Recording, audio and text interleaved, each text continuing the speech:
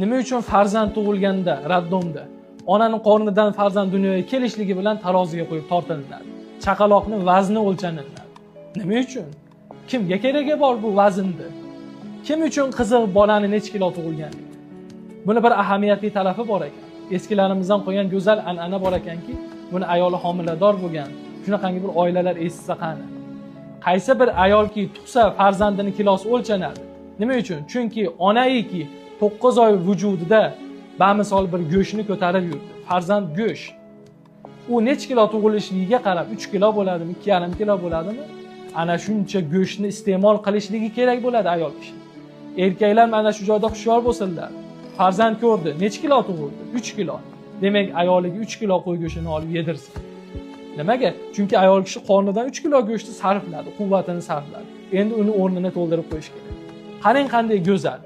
Ayol baquvvat bo'ladi. Ko'p qaynalar yoki qaynatalar yoki oila a'zolari buni g'ash oladi. Kelin ko'p go'sht yeyapti. Ya buni g'ash olmaslik kerak.